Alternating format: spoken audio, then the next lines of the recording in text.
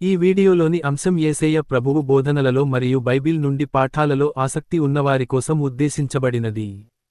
ఇది ప్రతిఒక్కడి పట్ల ప్రేమతో మరియు గౌరవంతో పంచబడుతున్నది.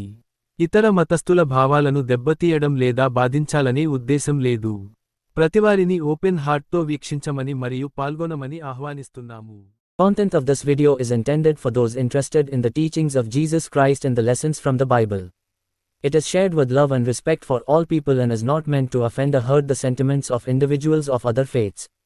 We welcome all to view and engage with an open heart.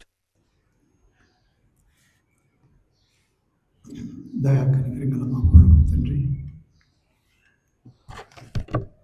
వేదికలు చేరి నిన్ను ఆరాధించగలిగితే నీ దయకై మమ్మల్ని ప్రత్యేకపరుచుకున్నందుకును ప్రభువా, ఇంకా శరీరంలో ఉంటుండగా అనేక బలహీనతలు కలిగిన వారు ఆయన మనిషితో మా ప్రభువా నిన్ను వేడుకున్నప్పుడంతా కావాల్సిన ఆదరణ దయచేస్తూ ఉంటున్న తండ్రి స్తుతిస్తుంటున్నా. సంఘ ప్రకటనలు మా ప్రభువా చెప్పబడి ఉంటుండగా ప్రతి కుటుంబంలో నెమ్మదిని దయచేయమని ప్రతి మార్గం చూంటున్నా. క్లుప్తంగా నీ మాటలు వినవాలని ఆశిస్తూ ఉంటుండగా మాకు క్షేమం కలుగునట్లు ఈ సమయాన్ని నీ స్వాధీనంలో ఉంచుకొనమని మా ప్రభు యేసుక్రీస్తు పేరట వేడుకొంచుంటున్నాము తండ్రి. ఆదికాండము 49వ అధ్యాయము. ఆదికాండము 49వ అధ్యాయము.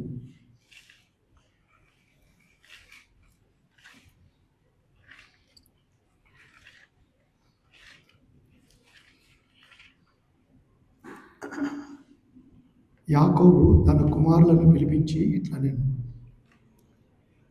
మీరు కూడి రండి, అంత్య దినములలో మీకు సంభవింపబో సంగతులను మీకు తెలియజేసింది.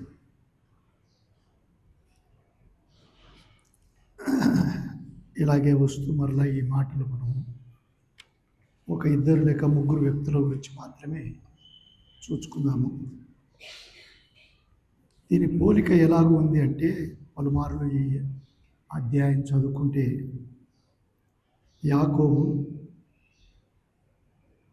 అనేక సంవత్సరాలు బ్రతికి అనేక శ్రమలను అనుభవించి ఆయన ఈ అధ్యాయంలో చివరకు ప్రభు దగ్గరికి చేరుతూ ఉన్నట్టు ఈ అధ్యాయంలో మనం చూడగలం. ఈ అధ్యాయం చదివేప్పుడు అంత్య దశలో కుమారులకు ఏం జరుగుతుందో ఆయన ఎలా చెబుతూ ఉన్నాడంటే, ఒక తీర్పు జరిగినట్టుగా చెబుతూ ఉన్నాడు. క్రీస్తు న్యాయపీఠం ఎదుట మనం కూడా నిలబడాలని, క్రొత్త నిబంధన అమూల్యమైన సత్యము. ఆయన న్యాయపీఠం ఎదుట నిలబడినప్పుడు ఒక్కొక్కరి గురించి ఆయన వివరించి బహుమానాలు, లేకపోతే ఆ మాట నేను చెప్పలేను, గద్దింపు అక్కడ అనుభవించవలసి వస్తుంది. ఈ అధ్యాయానికి రాకంటే ముందు కొరింథీయులకు రాసిన 2వ పత్రిక 5వ అధ్యాయం, 2వ పత్రిక 5వ అధ్యాయము 10వ వచనంలో పౌలు చాలా చక్కగా వివరిస్తూ ఉన్నాడు. మనం ఈ భూమి మీద చాలా దినాలు ఉండజాలము, లేక ఒకరోజుకు శిథిలమైపోతామని చెప్తున్నాడు.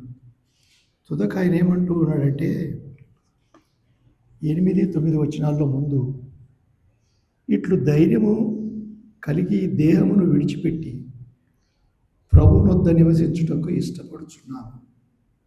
ఇది పెద్ద ప్రశ్న. ఈ దేహమును విడిచి ప్రభువునొద్ద నివసించుటకు కష్టపడుతూ ఉన్నామంటే, పౌలు, అపోస్తలులు వీళ్ళంతా లైన్లో ఉంటారేమో చెప్పలేను, కానీ నేటి దినాలలో పరిశుద్ధాత్ముడు ప్రేమతో మన ఎదుటికి తీసుకొని వస్తూ ఉన్నాడు. ఏమని? ధైర్యం కలిగి.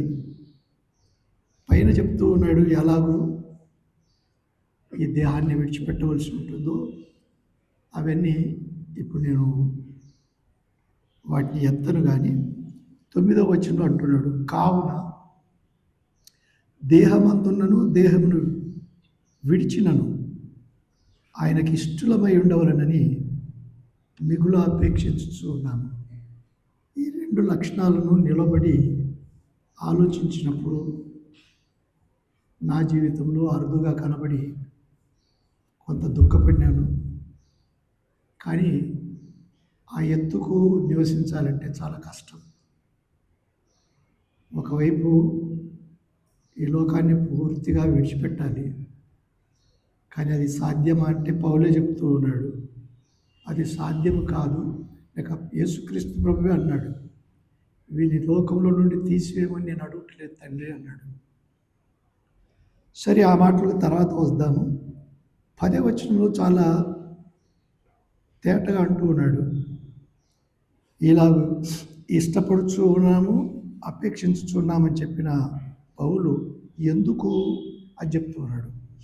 తాను జరిగించిన క్రియల చొప్పున, వినండి, ప్రతి ఒక్కడు జరిగించిన క్రియలు, ఈ దేహంలో ఉండి జరిగించిన క్రియల చొప్పున, అవి మంచివైనను సరే చెడ్డవైనను సరే, దేహంతో జరిగించిన వాటి ఫలమును ప్రతి వాడును పొందునట్లు మనమందరమును క్రీస్తు న్యాయపీఠం ఎదుట ప్రత్యక్షము కావలేను.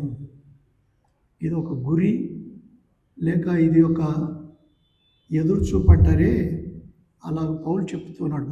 మన అంతము మనం సమాధి చేయబడుట వరకే కాదు, కానీ ఒక రోజున క్రీస్తు న్యాయపీఠం ఎదుట నిలబడాలి. నిలబడినప్పుడు పూలదండలు మాత్రమే కాదు, లేక అవి కూడా దొరుకుతాయో లేదో, లెక్క ఒప్ప చెప్పుకుంటాడు ఆయన. లెక్క ఒప్ప చెప్పాలి. లెక్క ఒప్ప చెప్పడం చాలా కష్టమైన సంగతి. సరే, దానికి మరలా వద్దాం. ఆదికాండం 49వ అధ్యాయంలో యాకోబు తన కుమారులకు లెక్క చూపుతూ ఉన్నాడు. ఎప్పుడు 48వ అధ్యాయంలో యోసేపును దగ్గరికి పిలుచుకున్నాడు, లేక యోసేపు దగ్గరికి వచ్చినాడు. కుమారులు ఇద్దరు వచ్చినారు. వారు అక్కడ ఉండగా ఇతర కుమారులను కూడా ఆయన పిలుచుకొని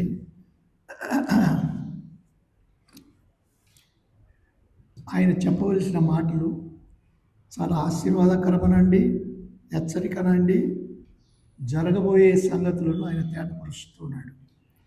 మొదట రూబేన్ను తీసుకుంటూ ఉన్నాడు. చాలామందికి మనకు తెలుసు, రూబేను మొదటివాడు.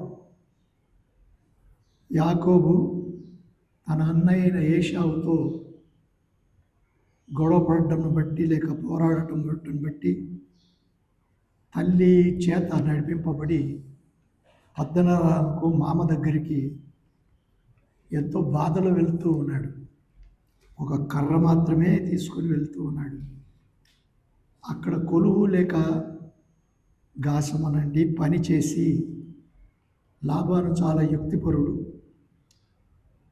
తన దగ్గర ఇది కొలువు లేక బానిసత్వం చేయించుకొని ఇస్తానని, లేక యాకోబు ఇష్టపడిన రెండో బిడ్డని ఇవ్వక మొదటి బిడ్డని ఇచ్చిన సంగతి మనం అందరం ఎరుగుదాం. వారే లేయా రాహేలు. ఇట్లుండగా రాహేలును యాకోబు ప్రేమించలేదు, మనకందరికి తెలుసు. పరిశుద్ధ గ్రంథం ఏం కాదు. రాహేలుని ఎక్కువగా ప్రేమించాడు, లేయాని ఎక్కువగా ప్రేమించలేదు. అయితే దేవుడు అది చూచి హీనపరచబడిన లేయా గర్భము మొదట ఆయన తెలుస్తున్నాడు. ఆమె రూబేను, షిమ్యోను, లేవి, యూదాలను కనింది. వీరిని కన్నప్పుడు రాహేలుకు చాలా బాధ కలిగింది. వాస్తవమే, న్యాయమే. యాకోబుతో కొట్లాడుకున్నప్పుడు ఆయన ఒప్పుకున్న నేను దేవుడను కాను, దానికి నేను జవాబు కాదన్నట్టుగా చెప్పుకొని వచ్చినాడు. కానీ ప్రార్థన వచ్చినట్టు లేదు. రాహేలు రిబ్కాలో, తర్వాత ఇస్సాకు రిబ్కాలో అలాగూ ప్రార్థన జీవితంలో రాలేదు. కానీ సరే, రాహేలు ఏం చేసింది మనకు తెలిసినట్టుగా నేను అయినా ఊరికే చెప్తూ వస్తున్నాను. ఆదినపు వాడుకల ప్రకారమే బిల్హా అయిన దాసిని ఇచ్చినప్పుడు యాకోబు ఆమెను అంగీకరించినప్పుడు ఆమెకు 2 కుమారులు పుడతా ఉన్నారు. గాదు, నఫ్తాలి అని 2 కుమారులు పుట్టినారు. ఇదైనాక ఈమె కూడా ఏం చేస్తూ ఉంది, ఎవరు, లేయా, తనకు కూడా పిల్లలు కావాలన్నట్టు తన దాసురాలైన జిల్ఫాను యాకోబుకి ఇస్తూ ఉంది, ఇంకా కావాలన్నట్టుగా. ఆమె యందు ఆయన ఆషేరును ఇంకా గాదును వారిని కంటా ఉన్నట్టుగా మనం చూస్తాం. లేక మొదట్లో నఫ్తాలి అయిపోయినాడు, ఇక్కడ ఇప్పుడు గాదు, ఆషేరు. ఇదైన తర్వాత ఇప్పుడే మరలా జరుగుతూ ఉంది. మరలా దేవుడు ఇప్పుడు రాహేలు మాట విని రాహేలుకు యోసేపునిస్తూ ఉన్నాడు. మరలా ఇంకొక కుమారుడు పుడతాడనే నమ్మకంతో యోసేపుని పేరు పెట్టుకుంటే బెన్యామీను పుట్టినాడు. అటువైపు లేయాకు దీనా పుట్టింది. 6 కుమారులు, 1 కుమార్తె. లేయాకు లేక యాకోబును బట్టి ఆమె కనినట్టుగా మనం చరిత్రలో చూస్తాం. మొదటివాడు రూబేను, చాలా పెద్దవాడు. బెన్యామీనుకు ఆయనకు చాలా దినాల వ్యత్యాసం ఉంది. కానీ రూబేన్ ఇక్కడ చదువుకున్న దాన్ని బట్టి మనం చెప్పవచ్చు, చంచలత్వం కలిగిన గుణాలు కలిగిన వాడు, స్థిరం కలిగిన వాడు కాదు, స్థిరత్వుడు కాడు. ఎలాగంటే ఒక మాట చూద్దాం, చూడండి. 2వ వచనం, వారు కూడి వచ్చి ఆలకించుడి అన్నాడు. మీ తండ్రి అయిన ఇశ్రాయేలు మాట వినుడి. క్షమించండి, ఏం చేయాలనో ఇక్కడ. రూబేను, నీవు నా పెద్ద కుమారుడవు, నా శక్తియు నా బలము యొక్క ప్రథమ ఫలమును, ఔన్నత్యాతిశయమును బలాతిశయమును నీవే అంటూ ఉన్నాడు. పెద్ద కుమారుడిని ఒప్పుకుంటూ ఉన్నాడు. మొదట పుట్టినవాడు గనక నా బలానికి సూచన అన్నట్టుగా కూడా మాట్లాడుతున్నాడు. అయితే ఏమన్నాడు, నీళ్ళ వలె చంచలుడవు అన్నాడండి. స్థిరం లేదు గుణము మాత్రమే కాదు, న్యాయమైన గుణము లేనివాడు. చిన్న ఇది తనకు జ్యేష్ఠత్వం ఉంది. మొదట పుట్టినవాడు కనుక 2 భాగాలు రావాలి ఆయనకు. అయితే జరిగింది ఏమిటంటే, నీ తండ్రి మంచం మీదకి ఎక్కితివి అంటూ ఉన్నాడండి. ఇది ఊహించలేనటువంటి తప్పు యాకోబుకు బదులుగా చేస్తూ ఉన్నాడు. యాకోబు చాలా నెమ్మది పరుడు. చూడండి,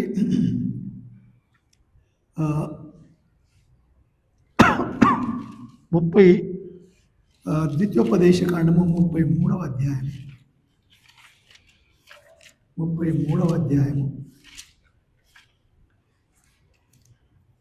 లేదండి, లేదు, ఆదికాండంలోనే 33వ అధ్యాయం, క్షమించండి, ఆదికాండం. అక్కడ రాహేలు చనిపోవడం జరుగుతుంది. ఆ మాట చూద్దాం, చూడండి. 33వ అధ్యాయంలో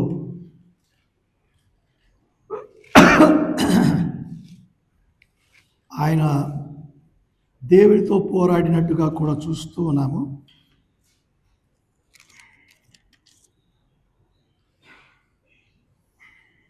35వ అధ్యాయానికి రండి. అక్కడ రాహేలు చనిపోతూ ఉంది. 21వ వచనం చదువుతాను. ఇశ్రాయేలు ప్రయాణమైపోయి మిగ్దల్ ఏదెరు కవతల తన గుడారం వేసెను. ఇశ్రాయేలు ఆ దేశంలో నివసించుచున్నప్పుడు, వినండి, చాలా దేవుని పరిశుద్ధాత్ముడు ఉన్నది ఉన్నట్లు తెలియపరిచేవాడు, దాచేవాడు కాదు. మంచిదైతే చెప్పుకొని చెడ్డదైతే దాచేవాడు కాదు. ఏమంటున్నాడు? రూబేను వెళ్ళి తన తండ్రి ఉపపత్ని అయిన బిల్హాతో శయనించెను అని చూస్తూ ఉన్నామండి. బిల్హా ఎవరని విన్నాము? బిల్హా రాహేల్ యొక్క దాసి. ఆమె తేటగా అక్కడ మనం చూచినాము, 2 పిల్లలను కూడా కన్నదండి ఆమె. ఎవరెవరిని? అది మనం చూచినప్పుడు దాను, నఫ్తాలి అని మనం చూడవచ్చు. అక్కడ ఉంది 30వ అధ్యాయంలో. సరే, ఇక్కడికి వచ్చినప్పుడు ఇలాంటి పొరపాటే కాదు, చాలా ఘోరమైన తప్పు చేస్తూ ఉన్నాడు. ఆ తర్వాత ఏం జరుగుతూ ఉందో చూద్దాం. చూడండి, క్షమించండి. ఆ సంగతి ఇశ్రాయేలునకు వినబడెను. ఇప్పుడు తండ్రికి వినబడింది, కానీ ఊరకున్నాడండి. ఈ సంగతి వినబడినప్పుడు ఊరకున్నాడు. కానీ ఇప్పుడు ఏం చేస్తున్నాడు? 49వ అధ్యాయంలో అందరి ఎదుట, అందుకే మొదట్లో మనం అనుకున్నాము ఇది న్యాయపీఠము అని చెప్పి, అంతవరకు సహోదరులకు ఎవరికి తెలియకుండా దాచిపెట్టిన సంగతిని ఇప్పుడు యాకోబు అందరి ఎదుట చెప్పినాడు కదా. కుమారులారా, మీరు కూడి రండి అన్నాడు. అంత్యదినములలో మీకు ఏం జరగబోతుందో నేను చెప్తాను అన్నాడు. ఏమన్నాడు? అందుకు గనుక నీవు చేసిన పని తప్పు అన్నట్టుగా రూబేనుకు చెప్తా ఉన్నాడండి. అంతేకాని రూబేను గురించి చంచలత్వము అని విన్నాము. ఇది ఎలాగూ అంటే, మోషే నడిపిస్తూ ఉండగా రూబేను పిల్లలు తండ్రి లక్షణాలు కలిగిన వారు యోర్దానుకు తూర్పున ఉండగానే దేవుడు వాగ్దానం చేసిన కనానుకు రాకంటే ముందే అక్కడి పంటలను, పచ్చని గడ్డి అవన్నీ కనబడినప్పుడు మోషేతో దానువారు లేక ఈ రూబేను, మనష్య అర్ధగోత్రం వారు మేము ఇక్కడనే ఉంటామంటూ ఉన్నారండి. మేము ఇక్కడనే ఉండిపోతాము అంటే, మోషే దేవుని దగ్గర అడిగినప్పుడు సరే వారితో కలిసి వచ్చినారు, కానీ తిరిగి అక్కడికి వెళ్ళారు. ఎందుకు? భార్య పిల్లలను వదిలిచ్చినారు. ఇలాంటి స్వార్థపరుడు కూడా రూబేను గనుక. అంతేకాదు, దెబోరా కూడా న్యాయాధిపతుల గ్రంథం 5వ అధ్యాయంలో ఈ బారాక్తో కలిసి రమ్మన్నప్పుడు యుద్ధానికి వచ్చిన వారు కాదు. రూబేను ఇలాంటి చాలా అస్థిరుడు అనవచ్చు. కనుక జ్యేష్ఠత్వాన్ని పోగొట్టుకున్నాడు. ఆ సంగతికి మరలా వద్దాము. అందరి ఎదుట చెప్పబడింది కదా, మరలా వస్తాము.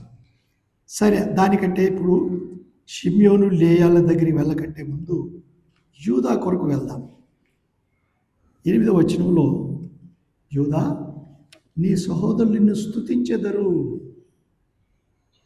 నీ చెయ్యి నీ శత్రుల మెడ మీద ఉండును, నీ తండ్రి కుమారులు నీ ఎదుట సాగిలపడుదురు. యూదా కొదమ సింహము, నా కుమారుడా, పట్టిన దాన్ని తిని వచ్చితివి. సింహములను గర్జించు ఆడు సింహములను అతడు కాళ్ళు ముడుచుకొని పండుకొనెను. అతని లేపువాడెవరు? షిలోహు వచ్చు వరకు యూదా యొద్ద నుండి దండము తొలగదు, అతని కాళ్ళ మధ్య నుండి రాజదండము తొలగదు. ప్రజలు అతనికి విధేయులయుందురు. ద్రాక్షావల్లికి తన గాడిదను, ఉత్తమ ద్రాక్షావల్లికి తన గాడిద పిల్లను కట్టి, ద్రాక్షారసంలో తన బట్టలను, ద్రాక్షల రక్తంలో తన వస్త్రమును ఊదుకును. ఇక 12వ వచనం కూడా అది కూడా, అతని కన్నులు ద్రాక్షారసం చేత ఎర్రగాను, అతని పళ్ళు పాల చేత తెల్లగాను ఉండును. ఈ మాటలు చూచినప్పుడు యూదాలో జరగబోయే ఆశీర్వాదకరమైన సంగతులను యాకోబు ప్రవచిస్తూ ఉన్నాడు. సరే, ఏదైనా చెడుపు చెప్పినాడా? లేదు, ఏది చెప్పలేదు.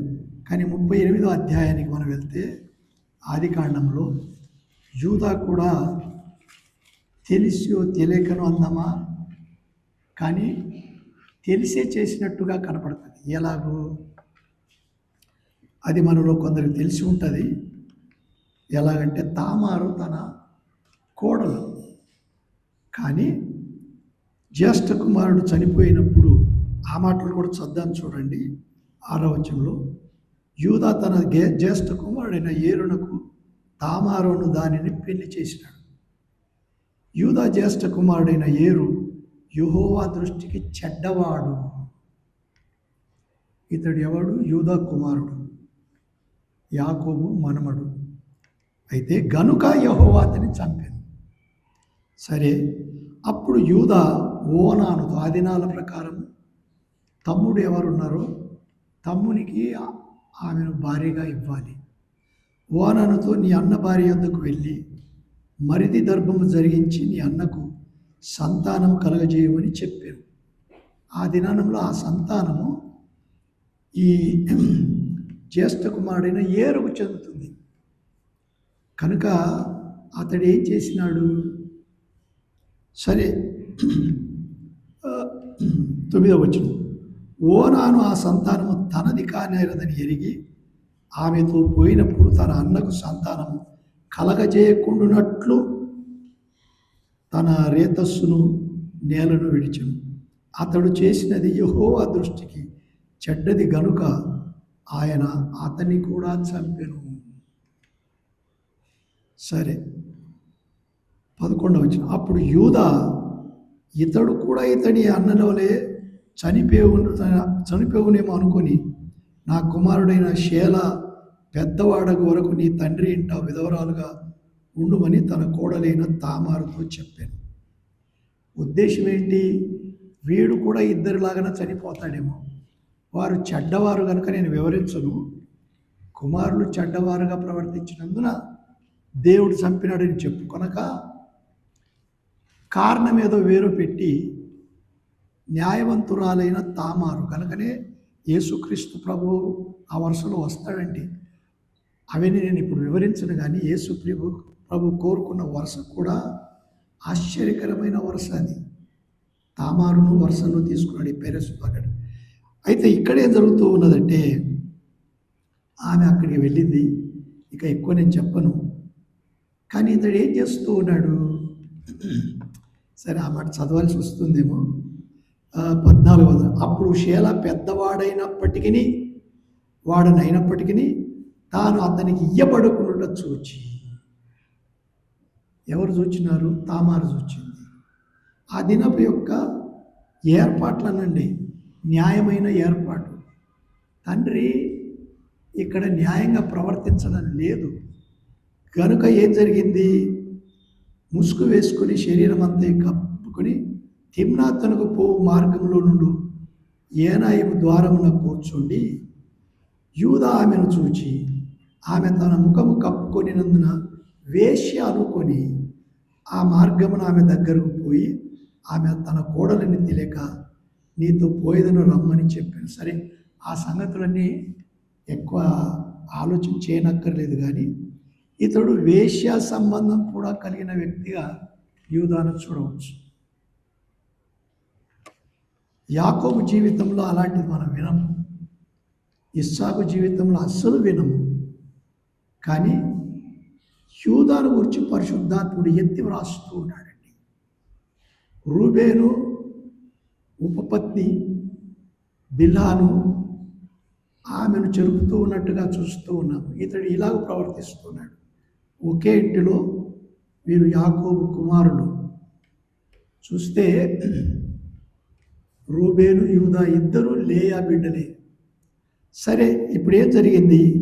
ఆమె న్యాయము తీర్చుకొనుటకు ఇలా జరిగినప్పుడు మనకు తెలుసు. ఆమె ఇద్దరిని కాన్పోయినట్టుగా చూస్తూ ఉన్నాము. ఒకని పేరు పెరెస్ అని పెట్టింది, మరొకని పేరు జరహు అని పేరు పెట్టింది. సరే, అక్కడికి వదులుదాం. వదిలి ఎందుకు యూదాను గురించి యాకోబు ఆశీర్వాదకరమైన మాటలు మాట్లాడినాడు? ఆయనలో నుండి యేసుక్రీస్తు ప్రభు వస్తూ ఉన్నాడు. ఎందుకు ఇలాగ చెప్పినాడంటే ఒక లక్షణము తర్వాత యూదా మార్చుకుంటూ ఉన్నాడు. ఎలాగంటే చూద్దాం, చూడండి.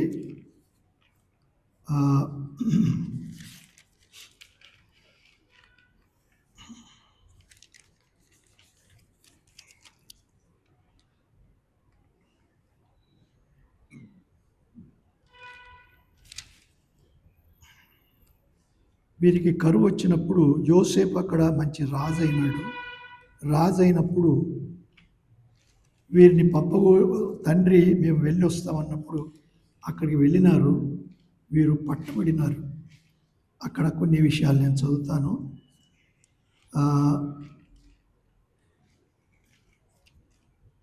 43వ అధ్యాయంలో 19వ వచనములు.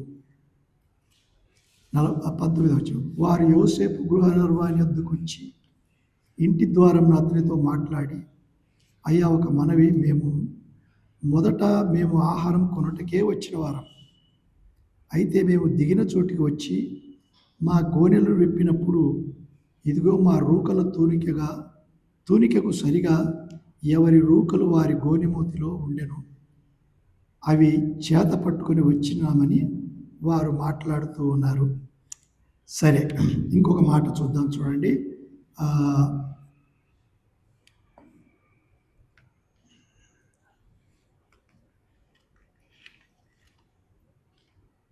42-35లో చూద్దాం. నేను ఆ మధ్యలో రాసుకోలేదు కనుక కొంచెం వెతకవలసి వస్తూ ఉంది. వారు తమ గోనెలను కుమ్మరించినప్పుడు ఎవరి రూకల మూట వారి గోనెలో ఉండెను. వారును వారి తండ్రియు ఆ రూకల మూటలు చూచి భయపడిరి. అప్పుడు వారి తండ్రి అయిన యాకోబు వారిని చూచి, మీరు నన్ను పుత్రహీనునిగా చేయుచున్నారు. యోసేపు లేడు, షిమ్యోను లేడు, మీరు బెన్యామీనును కూడా తీసుకొని పోదురు. ఎందుకంటే బెన్యామీను తీసుకొని రమ్మన్నారు. అందుకు రూబేను, నేను అతని నీ యొద్దకు తీసుకుని రాని ఎడల నా ఇద్దరి కుమారులను నీవు చంపవచ్చు. అతని నా చేతికి అప్పగించుము. అతని మరలా నీ యొద్దకు తీసుకుని వచ్చి అప్పగించదనని తన తండ్రితో చెప్పాను. ఎవరు చెప్తూ ఉన్నారు? రూబేను. యాకోబు నమ్ముతున్నాడా? నమ్మడం లేదు. ఎందుకు? రూబేను చంచలత్వం కలిగినవాడు, నమ్మడం లేదు. ఇంకా చూద్దాం, చూడండి. అయితే అతడు నా కుమారుని మీతో వెళ్ళనీయను అంటూ ఉన్నాడండి. ఇతని అన్న చనిపోయాను, ఇతడు మాత్రమే మిగిలి ఉన్నాడు. ఇలాగ వారు మాట్లాడినారు. 43వ అధ్యాయానికి ఇప్పుడు మరలా వద్దాం. 7వ వచనం. వారు, ఆ మనుష్యుడు మీ తండ్రి ఇంకా సజీవుడై ఉన్నాడా, మీకు సహోదరుడు ఉన్నాడా అని మమ్మను గురించి మా బంధువులను గురించి ఖండితముగా అడిగినప్పుడు మేము ఆ ప్రశ్నలకు తగినట్టు అతనికి వాస్తవం తెలియజెప్పేది. మీ సహోదరుని తీసుకుని రండని అతడు చెప్పునని మాకెట్లు తెలియడని తండ్రితో మాట్లాడు. అప్పుడు యూదా తన తండ్రి అయిన ఇశ్రాయేలును చూచి, ఆ చిన్నవాడిని నాతో కూడా పంపు, మేము లేచి వెళ్ళుదుము. అప్పుడు మేమే కాదు, నీవును మా పిల్లలను సావక బ్రతుకుదుము. నేను అతని గురించి పూటబడుదును. నీవు అతని గురించి నన్ను అడగవలెను. నేను అతని తిరిగి నీ యొద్దకు తీసుకొని వచ్చి నీ ఎదుట నిలబెట్టని ఎడల ఆ నింద నా మీద ఎల్లప్పుడూ ఉండును. మాకు తడు కాకపోయిన ఎడల ఈ పాటికి 2వ మారు తిరిగి వచ్చింది అని చెప్పగా, వారి తండ్రి అయిన ఇశ్రాయేలు వారితో, అట్లయినా మీరు ఎలాగూ చేయుడి. యూదా మాట విన్నాడా? విన్నాడు. తేటగా మనం ఇక్కడనే చూస్తామండి. యూదా స్వభావం మారితే అబ్రహాం కుమారుడు ఇస్సాకు, ఇస్సాకు కుమారుడు యాకోబు. యాకోబులో యూదా 4వ వాడు. స్తుతి, దేవునికి స్తుతి. తప్పు చేయని వాడు కాడు, అప్పటి వరకు నష్టపోయిన వాడు. భార్య లేదు, కుమారులు లేరు. కానీ అయినా దేవుడు తామారునందు పెరసు జరహునిచ్చినాడు. అతడు మార్చబడిన వ్యక్తి. యాకోబు నెమ్మదిపరుడు అని విన్నాం. ఆయన చూస్తూ ఉన్నాడు, ఎవడు న్యాయవంతుడు, ఎవడు చక్కటి ద్వారంలో వెళ్ళేవాడు. రూబేను వచ్చి చెప్పినాడు, నేను పూటపడతాను అన్నాడు. అంతేకాదు, ఇంకా అసలు చూస్తే మొదట్లో కూడా ఏం చేసినారంటే, రూబేను అక్కడ వీరు మరల వద్దాం అక్కడికి కొన్ని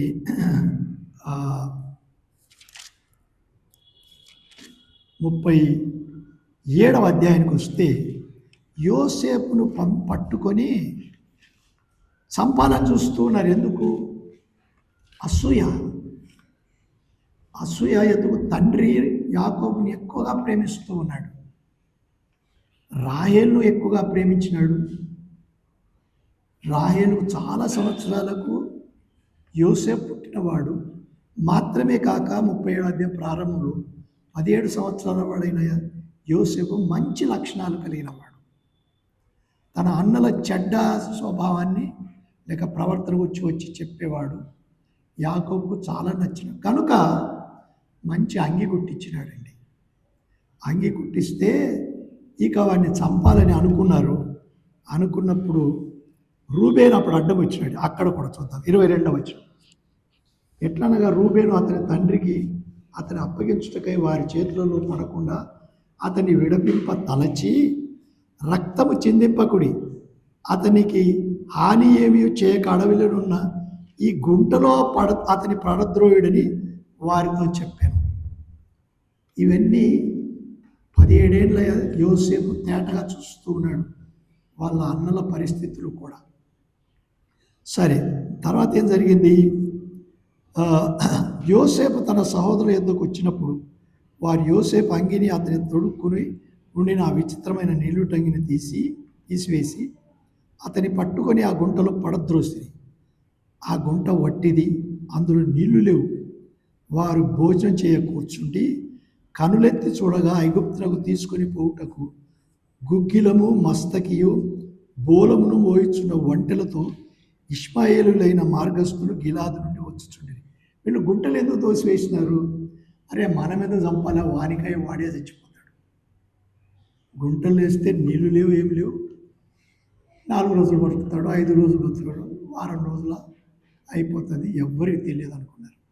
ఇప్పుడు చూడండి, అప్పుడు 26వ వచనం. యూదా, మనము మన సహోదరుని చంపి వాని మరణమును దాచిపెట్టినందువలన ఏమి ప్రయోజనం? ఇంకేమన్నాడు? ఈ ఇష్మాయేలులకు వారిని అమ్మివేయుదము రండి, వాడు మన సహోదరుడు, మన రక్త సంబంధి కదా, వానికి హాని ఏమీ చేయరాదని తన సహోదరులతో చెప్పెను. అందుకు అతని సహోదరులు సమ్మతించిరి. యూదాలో కొన్ని పరిశుద్ధాత్ముడు జరిగిన సంఘటనలు రాస్తూ ఉన్నాడు, కానీ ఇందులో ఆయన హృదయంలో ఉండే మంచి లక్షణాలను కూడా బయట పెడుతూ ఉన్నాడు. అక్కడ తండ్రికి సమ్మతించినట్టు మనం చూసినాం, ఇక్కడ సహోదరులు కూడా ముందే సమ్మతించినట్టు చూస్తున్నాం. అంతేకాదు, నేను ఇవి అధ్యాయం రాసుకుంటే బాగుండేదేమో, పర్వాలేదు.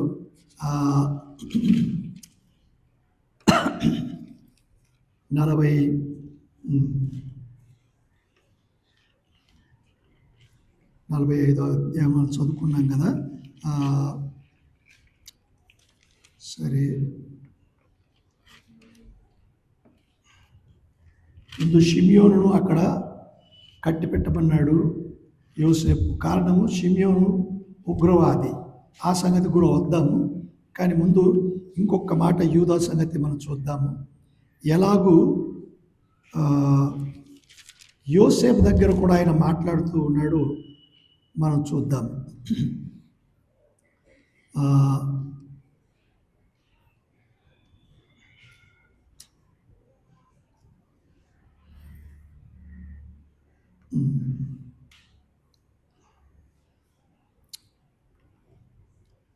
ఆయన వచ్చి ఫరోతో మాట్లాడుతూ ఉన్న మాటలు చాలా చక్కగా వివరింపబడినవి.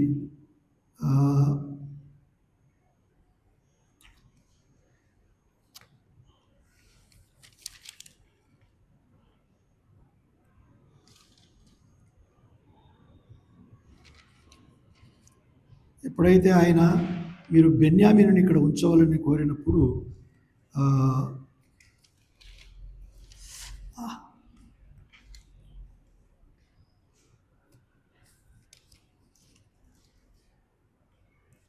ఆ, 44వ అధ్యాయము 44వ అధ్యాయము 44వ అధ్యాయము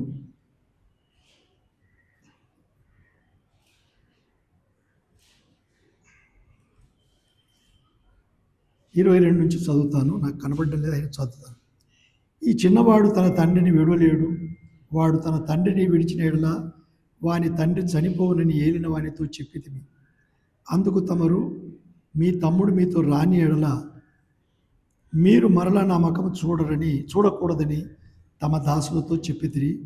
కాబట్టి నా తండ్రి అయిన తమ దాసుని యొద్దకు మేము వెళ్ళి ఆ ఏలిన వారి మాటలను తెలియజేసితిమి. మా తండ్రి, మీరు తిరిగి వెళ్ళి మన కొరకు కొంచెం ఆహారం కొనుక్కొని రండని చెప్పినప్పుడు మేము అక్కడికి వెళ్ళలేము, మా తమ్ముడు మాతో కూడా ఉండిన ఎడల వెళ్ళుదుము.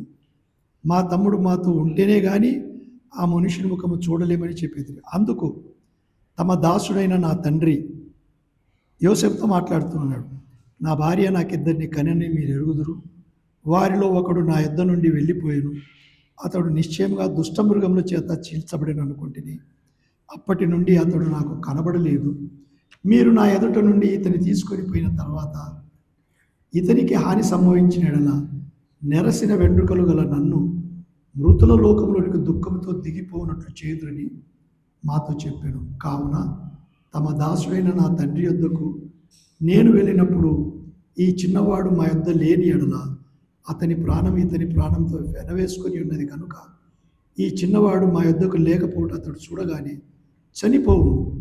అట్లు తమ దాసులమైన మేము నెరసిన వెంట్రుకలు గల తమ దాసుడైన మా తండ్రిని మృతుల లోకంలోనికి దుఃఖముతో దిగిపోనట్లు చేయుదుము. తమ దాసుడైన నేను ఈ చిన్నవాణిని గురించి నా తండ్రికి పూటపడి నీ యొద్దకు నేను అతన్ని తీసుకొని రాని ఎడల నా తండ్రి దృష్టి యందు ఆ నింద నా మీద ఎల్లప్పుడూ ఉండునని చెప్పి తిని. కాబట్టి తమ దాసుడైన నన్ను ఈ చిన్నవానికి ప్రతిగా ఏలిన వారికి దాసుడుగా ఉండనిచ్చి ఈ చిన్నవాని తన సహోదరులతో వెళ్ళనిమ్ము. ఈ చిన్నవాడు నాతో కూడా లేని ఎడల నా తండ్రి యొద్దకు నేను ఎట్లు వెళ్ళగలను? వెళ్ళిన ఎడల నా తండ్రికి వచ్చు అపాయము చూడవలసి వచ్చునని అనెను. ఇది 16వ వచనంలో ఉంది చూడండి. యూదా ఇట్లనే, ఇప్పుడు నేను చదివినది యూదా పలికిన మాటలు. 44:16లో యూదా పలుకుతూ ఉన్నాడు. అంటే తండ్రిని ఒప్పించినవాడు, సహోదరులను ఒప్పించినవాడు, తర్వాత యోసేపును ఒప్పించినవాడు. యోసేపు ఈ మాటలు విన్న వెంటనే 45:1 అప్పుడు యోసేపు, ఎప్పుడు యూదా ఇలా వివరించిన తర్వాత తన యొద్ద నిలిచిన వారందరినీ ఎదుట తన్ను తాను అణుచుకొనలేక నా యొద్ద నుండి ప్రతి మనిషిని వెలుపలికి పంపివేయుడని బిగ్గరగా చెప్పాను. యోసేపు తన సహోదరులకు తను తాను తెలియచేసుకున్నప్పుడు ఎవరునూ అతని యొద్ద నిలిచి ఉండలేదు. అతడు ఎలుగెత్తి ఏడవగా ఐగుప్తీయులను ఫరో ఇంటి వారును వినిరి. తెలిసిందా యూదా ఎలాంటి వాడు, రూబేను ఎలాంటి వాడు? తప్పులు చేయలేదా? తప్పులు చేసినారు. కానీ పూర్వము హంతకుడను, హింసకుడను, లేక పూర్వము దూషకుడను, హింసకుడను, హంతకుడను, అయినా తన పరిచర్యకు నమ్మకమైన వానిగా ఇచ్చినందుకు మన ప్రభు అయిన క్రీస్తు యేసునకు కృతజ్ఞుడను అన్నాడండి పౌలు. పూర్వం ఎవరు? నేను దూషకుడను, హింసకుడను, హంతకుడను. దేవుని ఎదుట అందుకే యాకోబు చెప్పుచూ ఉన్నాడంటే అంతవరకు దాచిపెట్టిన సంగతులు ఇప్పుడు కూడా మనం ఏమనుకుంటాము? ఎవ్వరికి తెలియదు. యేసుక్రీస్తు ప్రభు కూడా ఏమనకుండానే ఉన్నాడు. కానీ ఒక రోజున మనం క్రీస్తు న్యాయపీఠం ఎదుట నిలబడినప్పుడు వాని క్రియల చొప్పున లేక ప్రతివాడు లెక్క ఒప్పు చెప్పకునవలెనను. ఈ మాటలు ఎన్నిసార్లు విని ఉంటామో అన్నిసార్లు అక్కడ ఎత్తి పొడబడుతుందండి. అంతేకాదు మరి ఎక్కువసార్లు విని ఉంటాము. మనము మన పాపమును ఒప్పుకొని ఆయన నమ్మదగిన వాడు గనుక మన పాపములను క్షమించి సమస్త దుర్నీతి నుండి మనను పవిత్రులనుగా చేయు. ఇది కూడా ఎన్నోసార్లు ఒప్పుకుంటున్నామా? కనుకనే కొన్నిసార్లు మనమే ఒకరితో ఒకరు సరిలేవయ్యా అనే భావంతో ఉంటాం. అలా చేసిన మనతో మనకు పర్లేదు, కానీ క్రీస్తు యొద్ద దాచుకోలేము. యాకోబుకి ఇవన్నీ తెలుసు. యాకోబుకు తనకు వినబడింది కానీ ఊరుకున్నాడు. ఎన్ని సంవత్సరాలు ఊరుకున్నాడు? అది జరిగిన 30 సంవత్సరాల వరకు ఊరుకున్నాడండి. యూదా వెంట వెంటనే తనలో కలిగిన మార్పు యోసేపు కూడా గ్రహించినాడండి. సరి అయిన సహోదరుడు. సరే, మన సమయానుకూలంగా 49వ అధ్యాయానికి వస్తాము. గనుక యూదా నీ సహోదరులు నిన్ను స్తుతించెదరు. నీ చెయ్యి నీ శత్రుల మెడ మీద ఉండును. నీ తండ్రి కుమారులు నీ ఎదుట సాగిలపడుదురు. యేసుక్రీస్తు ప్రభు, అది 10వ వచనం, షిలోహు వచ్చు వరకు. షిలోహు అంటే మన ప్రభు యేసుక్రీస్తు వచ్చే వరకు. ఇది 2 రాకడలకు సంబంధించినట్టుగా కూడా మనం చూసుకోవచ్చు. మొదటి రాకడ వచ్చే వరకు వీరు ఆయన దండము తొలగిపోదు అని కూడా చూస్తున్నాం. మరి 722వ సంవత్సరంలో క్రీస్తుకు పూర్వం సిద్కియా రాజుగా ఉన్నాడు. కానీ వీరంతా ఎలా ఉన్నారంటే చెడిపోయిన వారు. చెడిపోయి బబులోను సామ్రాజ్యం వారు వచ్చి వారి చెరలోకి తీసుకువెళ్తున్నారు. ఎన్ని సంవత్సరాలు? 70 సంవత్సరాలు. 70 సంవత్సరాలు అయిన తర్వాత జెరుబ్బాబెలు, ఎజ్రా, ఈ నెహెమ్యాలు వీరు వచ్చి దేవాలయంను కట్టించి స్థిరపరిచినారు. గాని అని వింటూ ఉన్నామండి. రోమా ప్రభుత్వం వారు కూడా వచ్చి వీరిని స్వాధీనం చేసుకున్నారు. అప్పుడు మొదటిసారిగా యేసు ప్రభు వచ్చినాడు, కాలము సంపూర్ణమైనప్పుడు. అందుకే గలతీలకు రాస్తున్నాడండి. ఎప్పుడు సంపూర్ణమైంది? షిలోహు ఎప్పుడు వచ్చినాడు? ఈ 4 సామ్రాజ్యాలు దానియేలుకు తెలియపరచబడ్డాడు. అంతా అసలు ఎట్లుందంటే పొందికగా దేవుని గ్రంథంలో వ్రాయబడినవండి. ఈ 4 సామ్రాజ్యాలు వచ్చినాయి. ఇక రోమా సామ్రాజ్యం కూడా కనబడకుండా నాశనం కావాలి. యేసుక్రీస్తు ప్రభు అప్పుడు వచ్చినాడు. విన్నారా? ఎవరు వినలేదు ఆయన మాటలు. రాజదండము తొలగదు అని చెప్తూ ఉన్నాడు, కానీ ఏమేమో చేసుకుంటూ ఉన్నారు. తుదకు ఆయన శిలువ వేయబడుటకు ఇష్టపడ్డాడు. ఎందుకు? ఒకరోజు అసలు శిలువగా ఆయన రానై ఉన్నాడు. రాజులకు రాజుగా, ప్రభులకు ప్రభుగా. ఇక రాజదండం ఎన్నటికీ తొలగదంటే అదే సమయంలో 2వ గ్రంథము 7వ అధ్యాయం 14వ వచనములో తేటగా వివరింపబడతా ఉందండి. ఈయన సామ్రాజ్యము, ఈయన సంతానమునకు నిరంతరమైనది. దేవుని పిల్లలు చేరబోయే ఆ రాజ్యము నిరంతరమైనది. పౌలు కూడా అదే చెప్పినాడండి. పేతురు కూడా అదే చెప్పినాడు. ఏ గోత్రముల నుంచి ఈ స్తుతి కలుగునట్లుగా. అందుకే యేసుక్రీస్తు ప్రభు యొక్క జన్మావళి కూడా మత్తయి అలా రాసుకొచ్చినాడండి. ఎలాగూ అబ్రాహాము, లూకా ఆదాము నుండి మొదలుపెట్టి, లేక దేవుని యుద్ధం నుండి మొదలుపెట్టి ఏదైనా కానీ క్రీస్తు ప్రభు 2 నెరవేరుస్తున్నాడు. షిలోహు ఆయన షిలోహు వచ్చు వరకు స్థలం అనండి, లేకపోతే ప్రభు అనండి. ఇక్కడ యాకోబు ఆ రోజు ప్రవచిస్తూ ఉన్నాడు. షిలోహు వస్తాడు, ఆయన రాజ్య పరిపాలన తొలగిపోదు, ఆయన రాజ్య పరిపాలన తొలగిపోదు అంటూ ఉన్నాడండి. యెషయా ప్రవచించినాడు, ఇదిగో కన్యక గర్భవతి కుమారుని కనును అన్నాడండి. ఆయన ఆశ్చర్యకరుడు. ఆయన వస్తాడు, కుమారుడుగా పుడతాడు, షిలోహు వస్తాడు. దావీదు మందసాన్ని తీసుకొని వెళ్ళి యెరూషలేములో దావీదుపురంలో పెట్టాడండి. అయితే వీరి అన్యాయమును బట్టి ఆ యెరూషలేమును కూడా కాల్చివేసినాడు, దేవాలయమును కాల్చి. యేసు ప్రభు వారితో చెప్పినాడండి మత్తయి 24లో బయట కూర్చున్నప్పుడు, లూకా సువార్తలో, ప్రభువా ఇంత విచిత్రంగా కట్టబడింది దేవాలయం. ఆగండి, దీనిలో రాతి మీద రాయి ఒకటైనా నిలబడదన్నాడు. ఒకటైనా నిలబడదు. జరిగిందా లేదా? షిలోహు ఆ దేవాలయంను విడిచిపెట్టి వెళ్ళి మరలా వస్తున్నాను. ఇదిగో నేను మరలా వస్తూ ఉన్నాను, ఇప్పుడు నా రాజ్యం కాదు. పిలాతు అడిగినాడు, ఇది నీవు ఇశ్రాయేల్ రాజు అయితే నీ రాజ్యం, ఇది నా రాజ్యం కాదన్నాడండి. నా రాజ్యము రానై ఉన్నది, ఏర్పాటు కానై ఉన్నది, అది నిరంతరం నిలుస్తుంది. యాకోబు అప్పుడు తెలియపరుస్తూ ఉన్నాడండి. అంతేకాదు,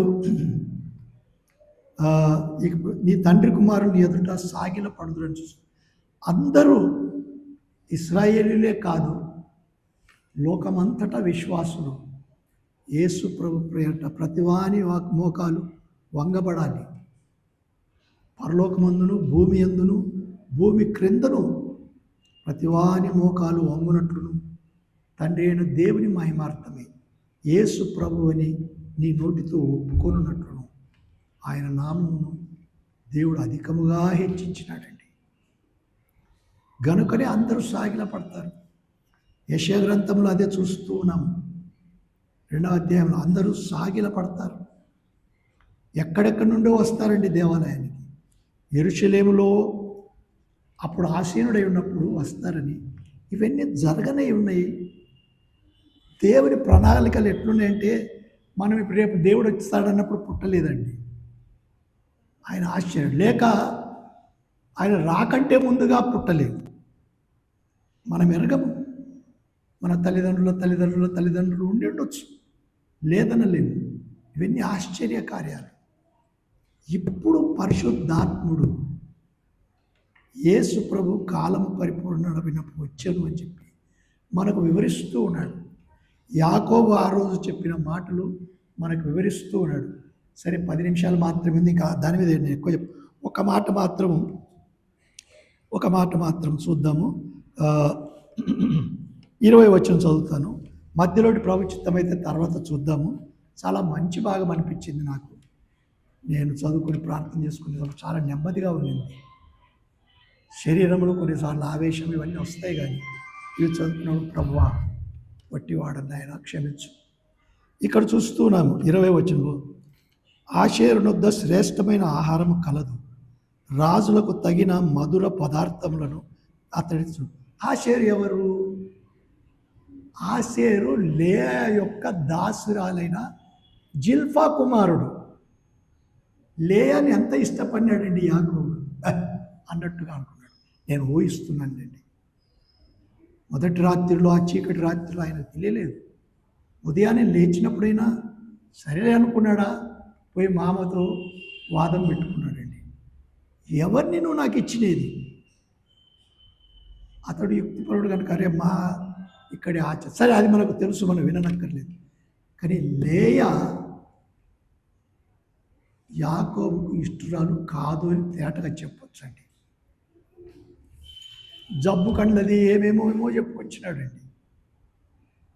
కానీ ఏమనుకున్నా, నేను సహజంగా ఆడవాళ్ళను చక్కటి వారే అని అనుకుంటాను. మీరు తప్పుగా భావించొద్దు నన్ను. ఎట్లా అంటారా? లేయా ఆఖరు ఎవరు పుట్టినది చెప్పండి? లేయా ఆఖరుగా పుట్టిన వారు ఎవరు? Very good. దీనా చక్కటిది. ఎవరి కుమార్తె ఆమె? లేయా కుమార్తె. ఆమెను ఎవరు ఇష్టపడినారు? ఆమోరు కుమారుడైన షెకెం ఇష్టపడినాడు. జబ్బు కండ్లది, పనికి రాలిది ఇష్టపడతాడా? ఇష్టపడడు. కనుక లేయా కూడా, నా ఉద్దేశము, దేవుడు నన్ను క్షమించుగాక, లేయా కూడా ఇష్టమైనదే, కానీ ఈయన కళ్ళల్లో రాయేలు ఇష్టంగా ఉంది. ఏది ఎలాగైనా కానీ ఇష్టపడని భార్యకు దాసిరాలంటే దాసి ఇంకా ఎంత ఇష్టంగా ఉంటుందండి ఆయనకు. ఏదో యాకోబు నా దాసి, ఇదిగో ఆ దాసికి పిల్లలను కనేటట్లు చేస్తున్నావు, ఈ దాసికి కూడా పిల్లలను కనమన్నదండి. అంటే అప్పుడు కదా ఈ ఆషేరు. కానీ ఎవరు తృణీకరింపబడిన దేవుడు తృణీకరించినాడా? ఇప్పుడు చదవండి ఆ మాటలు. ఆషేరునొద్ద శ్రేష్టమైన ఆహారం కలదు. విన్నారా? శ్రేష్టమైన ఆహారం కలదు ఆయన దగ్గర అంటున్నారండి. అంతేకాదు రాజులకు తగిన మధుర పదార్థములను అతడిచ్చును. నేను చిన్న వయసులో ఉండగా మా ఊరిలో ఒకరి పేరు ఆషేరు అని, ఆషేరని ఎట్లా పెట్టారని కొందరు అనేవారు. వారు ఊహించుకొని అన్న మాటలు నా మనసులో ఉండిపోయినాయి. ఆషేరు అంటే దాసి బిడ్డ, ఆ దాసి కూడా లేయా దాసి. కానీ ఆషేరులో ఎంతో దేవుడికి ఇష్టమైన కార్యాలు ఉన్నాయండి. ఈయనే కాదు, మోషే కూడా ఏమన్నాడు, ఒక మాట చెప్పి నేను ముగిస్తాను. ద్వితీయోపదేశ కాండము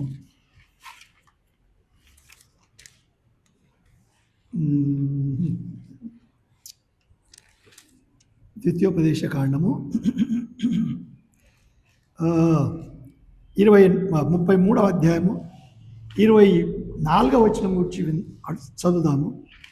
ఆషేరును గురించి మోషే ఇట్లా నేను, ఆషేరు తన సహోదరుల కంటే ఎక్కువగా ఏమనింది బాబు? ఆశీర్వదింపబడును. ఇది నాకైతే అర్థం కాలేదు, ఇంకా ప్రార్థన చేసి చూద్దాం. మోషే చెప్తూ ఉన్నాడు, ఇక్కడ యాకోబు చెప్పినాడు. కొన్ని సంవత్సరాలు గడిచిపోయిన తర్వాత యాకోబులో కొన్ని వేరుగా ఉన్నాయి, లేవని కాదు. కానీ ఆషేరు గురించి చూడండి, వాడు ఆహారం గలవాడే కాదు, ఇంకేమన్నాడు? ఆషేరు తన సహోదరుల కంటే ఎక్కువగా ఆశీర్వదింపబడును, అతడు తన సహోదరుల కంటే కటాక్షమునందును. దయ పొందేవాడు, కొందరిని చూస్తే దయ పుడుతుందండి. ఆషేరు ఆ వరుసలో ఉన్నాడు. తన పాదములను తైలములో ముంచుకొను. ఇప్పుడు చూస్తున్నాం కదా, ఈ తైలం అంటే ఆయిల్ కొరకు ఎట్లా, ఇంగ్లీష్లో ఏమనిందిరా తైలం గురించి? Deuteronomy 33rd chapter 30 24th verse. బాబు ఆయిల్ అనేది కదా, ఆయిల్. నేను అదే చదివినప్పుడు ఇప్పుడు గొడవ అంతా వచ్చినది ఆయిల్ గురించేనండి. హోల్ ప్రపంచమంతా, నేను ఉరుకుతుందని చెప్పలేను, లేక ఏదో ఏదని చెప్పలేను. ఈయనకట తన పాదములే తేల్లో ఆయిల్లో పెట్టుకున్నారట. తైలం అని తెలుగులో ఉంది, ఆయిల్ అని ఇంగ్లీష్లో ఉంది. ఎటువంటి ఆశీర్వాదం అండి ఆశీర్వాదం. ఎవరన్నంటారే, నీ తల్లి పేరేం పేరు? జిల్ఫా. ఎవరు రామే? లేయా దాసిరాలు. ఏ చోట్లేను మనం కూడా ఎవరు? ఒక్క మాట అది చెప్పి ముగిస్తాను. కృపా కనికరించిన మా పూర్ణ తండ్రి దయాళుడా, ఈ మధ్యాహ్నం చేసిన సహాయంకై నిన్ను స్తుతిస్తున్నాను. చేరి వచ్చిన ప్రతి బిడ్డను కనికరించు నాయన. ప్రతి హృదయంలో ఉంటున్న కోరికలను ఆశలను ఎరిగిన దేవుడు, నీ మహిమార్థమై బలపరిచి భద్రపరిచి మా ప్రభువా దీవించి ఆశీర్వదించమని, తిరుగా నీ సన్నిధిలో కనబడే వరకు మనం కాపాడమని మా ప్రభువైన యేసుక్రీస్తు పేరట బ్రతిమాలి వేడుకొంచుంటున్నాము తండ్రి.